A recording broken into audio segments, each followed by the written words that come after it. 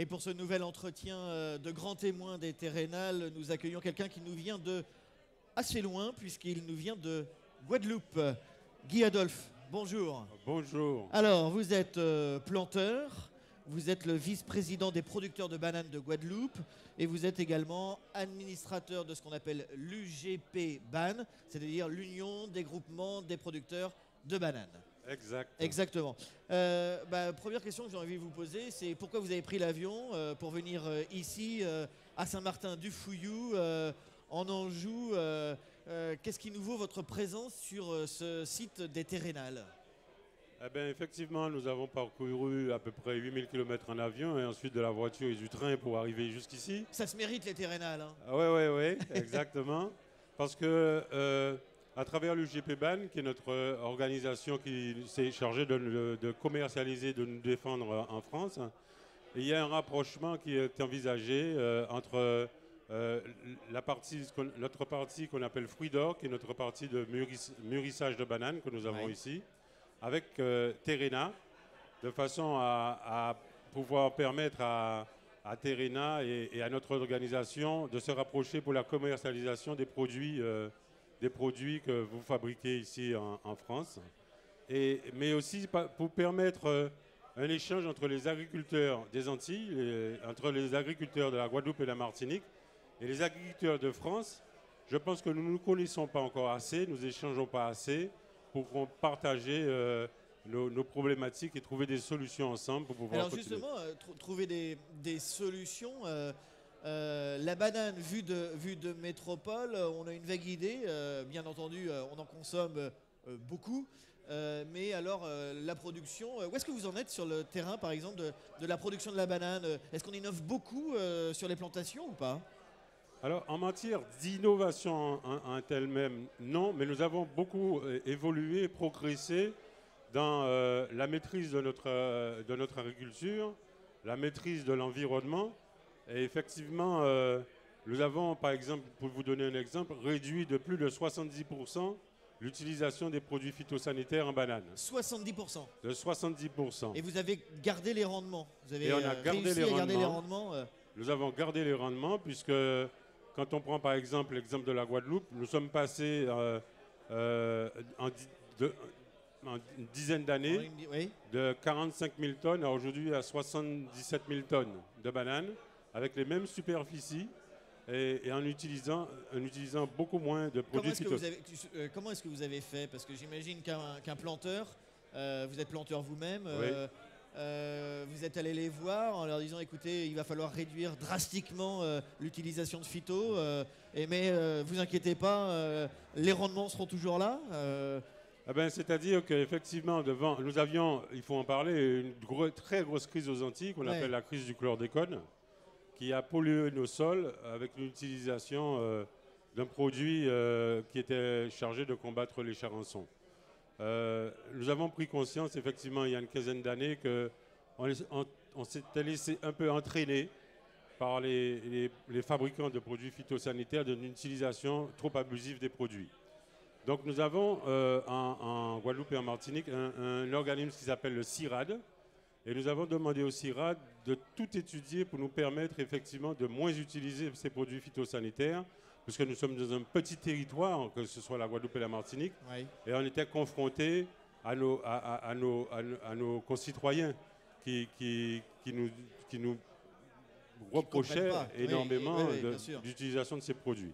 Alors, avec le CIRAD, avec ce qu'on leur a demandé de faire, nous avons mis par exemple en place quelque chose qui est vieux comme le monde et qu'on n'utilisait pas, c'est le principe de la jachère ou des rotations culturales.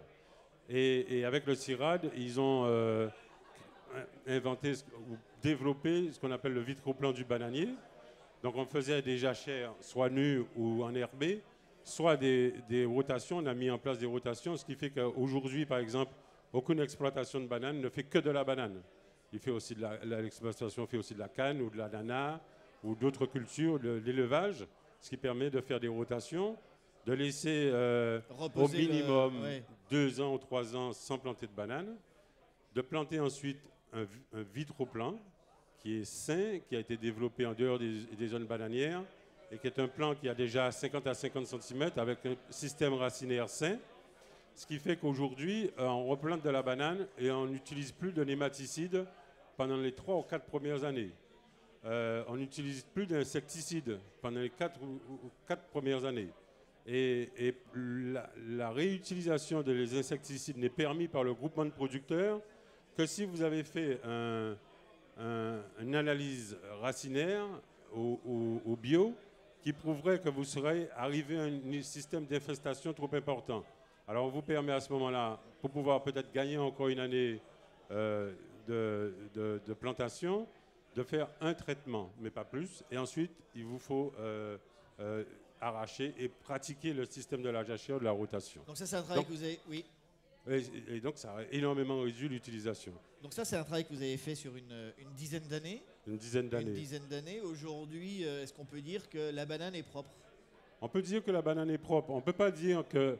On ne peut pas utiliser le terme de bio parce que la réglementation européenne et française ne nous permet pas de le faire.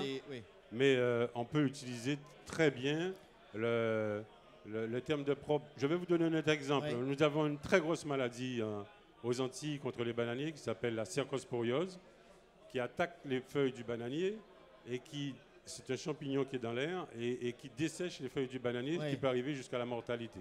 Pour ça, il nous faut faire un traitement. Là, on ne s'est pas complètement affranchi des traitements. On n'y est pas encore arrivé, mais on va y arriver. Je vais vous expliquer comment, pourquoi. Mais je vais vous donner une comparaison entre les pays où il y a d'autres bananes et il y a cette même maladie. Par exemple, en Équateur, ils font entre 40 et 45 traitements par an et par hectare pour combattre cette maladie. Nous, aux Antilles, nous en faisons 8 parce que nous avons réussi à mettre en place ce qu'on appelle le système de l'avertissement. Nous avons toute équipe de techniciens qui suit cette maladie sur le terrain. Ce sont eux qui vous donnent l'autorisation de faire le traitement ou pas. Les traitements sont fournis par là aussi le groupement de producteurs. Donc c'est le groupement de producteurs qui suit votre consommation et on ne traite que quand c'est nécessaire. Et quand vous dites que vous allez y arriver, c'est-à-dire? C'est-à-dire que là aussi on a demandé au CIRAD. Nous avons un très gros programme de recherche sur une variété de bananiers, pas de bananes, de bananiers résistants à la cercosporiose. Alors, nous avons déjà trouvé le bananier, mais il donne un fruit qui est complètement différent de celui qu'on produit actuellement, que nous avons déjà testé sur... Il est différent en forme, en goût? En forme, en goût, il est différent en beaucoup de choses. Et les tests que nous avons faits de gustatifs ici en métropole ne sont pas concluants. Et nous n'arrivons pas encore à transporter le fruit. Bon, Guy Adolphe, quand on entend votre témoignage, on sent que vous êtes sensible à la question du développement durable, oui. Tout en gardant les intérêts des producteurs de bananes. J'imagine que le concept d'AEI, d'agriculture écologiquement intensive, c'est un concept qui vous séduit. C'est une voie vers laquelle vous souhaitez aller avec la Martinique et la Guadeloupe? Énormément. Et vous me demandiez pourquoi je suis venu ici, effectivement, en dehors du rapprochement. Quand je prends...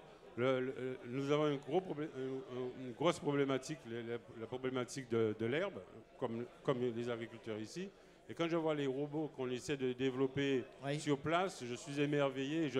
Vous allez repartir avec un petit robot pour pouvoir voir comment on peut les utiliser. Voilà, un robot dans la soude pour Guy Adolphe, planteur, vice-président des producteurs de bananes de Guadeloupe, qui nous a fait la gentillesse de passer ici sur le plateau du Talk des Terrénales. Bonne Terrénale à vous. Et Merci. Puis bonjour à nos amis de la Guadeloupe et de la Martinique. Merci beaucoup. Merci à vous. Merci.